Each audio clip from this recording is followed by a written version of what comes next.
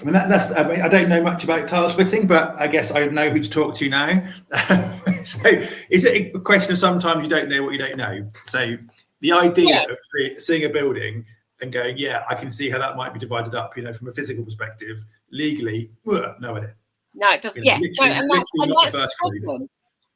That's often the problem. People who are splitting titles don't do that. And if you don't go to your solicitor soon enough, or you go to somebody who understands what you're trying to do. But one of my favourite reminders, shall we say, is solicitors do what you instruct them to do, not what you expect them to do. Okay. So if you go to them and say, I want that split up, they will split it up. If you come to me and say, I want that split up, my first answer question is why? Right, okay. What are you going to do? What's the exit? What's the dream? Often people know when they've spoken to me, my first question is, tell me the dream. Because I want to know what they want to happen, not what they expect to happen. So they're going to go, oh, well, I'm going to do this, and then I'm going to sell all these off. Well, why are you splitting them as you're doing that? One, it costs you more in legal costs. So I'm doing a development in Norfolk at the moment that I'm acting on. In fact, I've got something there to remind me I've got to do it as soon as I've finished. But it's 5 houses in an area where which have been part of a redevelopment. There's also a commercial on that, and there's also a residential and airspace development going on above the commercial. Okay. That's been really difficult. That's quite complex. That sounds pretty complex. Yeah. It sounded simple when I to the developers, and then when I sat down, I went, well, what about this? What about that? What about that? But what has happened is we've sold instead of splitting it first, we've sold everything off and split it as we've gone. But that's all in the land registry for 2 years. How do you mean the delays at land registry? And what's the impact of that? So land registry.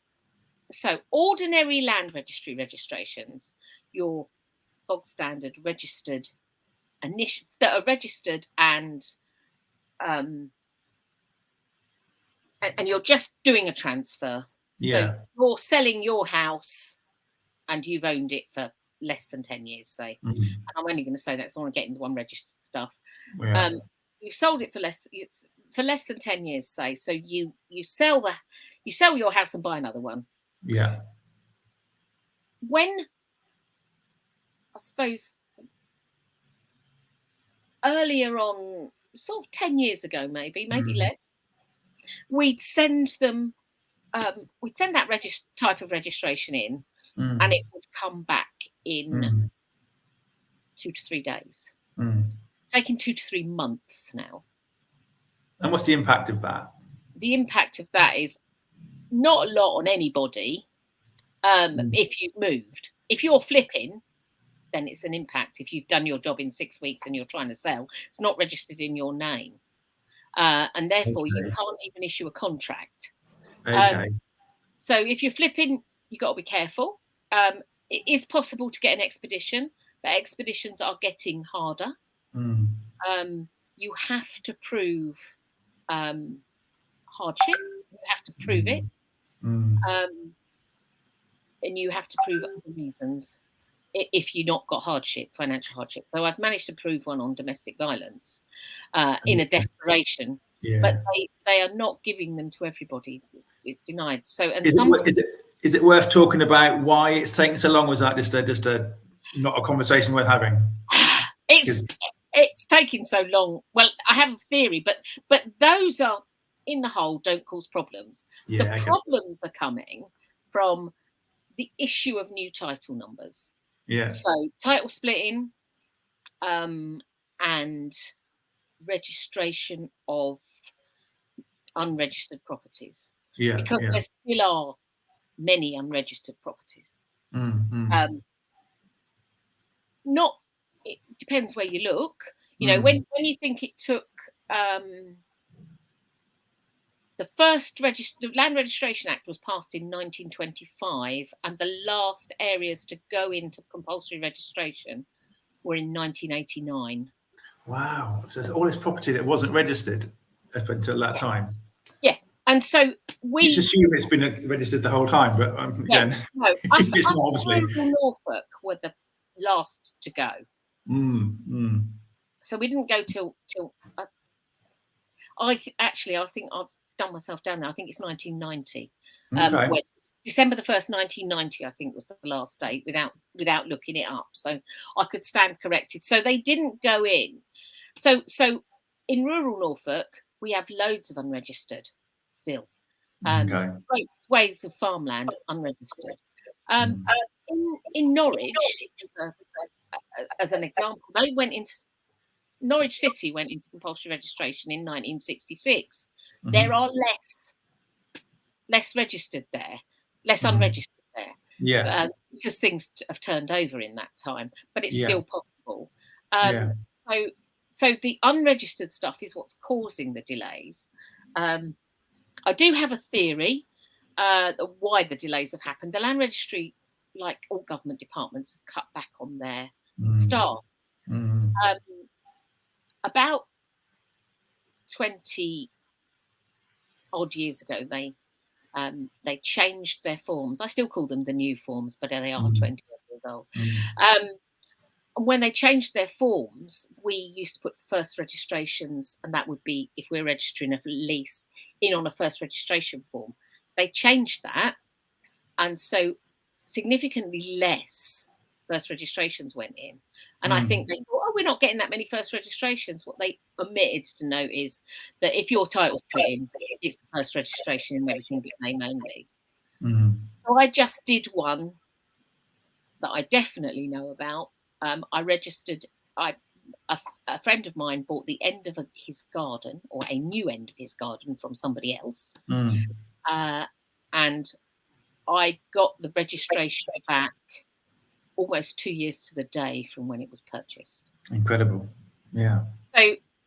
So when you're doing a title split like this, the one I was talking about earlier, which I am going to be talking about, I'm going to actually do a case study on this particular one. Because the developers have given me permission to do so. But that will not be registered because there's a tower of... they can't register this until they've registered that. And so they'll have to wait and go all through them in sequence. They won't register something in the middle because they want to get everything sorted out and they can't decide that. So I had friends recently who bought a commercial property on a new industrial estate, and they didn't get that registered because there were people in front of them. Okay. So it's really important if you're going to split title not to get into that, because if you're going to split title, you're not going to be able to sell it. So just thinking, going back a step, so if someone's listening, thinking about title splitting, so they drive past a building, they've been quiet about it, and you think, yeah, okay, maybe that would work from a practical perspective, like the physicalness. What is their next step? So if they was clued up as me on title splitting, which is not a lot, what should they do? So we've just talked about, go to a solicitor, but I think you just alluded to not all solicitors are the same. Yeah. So how does anyone know? I guess you don't know what you don't know. You assume your solicitor would be the right person to speak to. Not a bad step, but it might not be the best step. So what questions? So, just going back to your point, you need to know, or you need to know what the dream is. So maybe you can go to your solicitor and say, I want to title split this because I want to end in this position. But without saying that, so it sounds like you've got to educate your solicitor, not to educate, it's the wrong word, but inform your solicitor why you're doing it. It often is the case. I have former colleagues who phone me often, like they phone me and ask me about HMOs, or they phone me, because they're not used to that. I mean, and we can't all be taught everything, and so when you have a solicitor, they expect to get a registered transaction. You're buying, you're getting a mortgage. They don't expect anything different. So they'll carry on doing that. They won't ask you the questions. You've got to tell them. And the problem there is, if you don't know, you don't know. You haven't told them. And so worst case scenario, of course, is if you buy an unregistered and you want a title split, because you're really stuffed then. Because you can't move until you're firstly registered, and then you can move, and who knows how long it'll take. So you just bought something, your money's sunk, and you pretty much can't move. If I was doing a deal and I checked that, that was one of the things I'd check, because that has an impact on. Yes, you can plead financial hardship and you can do all that stuff, but it would be better to use a creative deal in a situation like that, and explain why you're using a creative deal. So, you know. Yeah. So I'm just going to sort of explore different sort of part of your offering, I suppose. So the title splits in my head seem to be quite, level 2 or 3 up the ladder of your experience. Of course, you can start there, but you can also start doing a buy to let and just buy one and get it rented.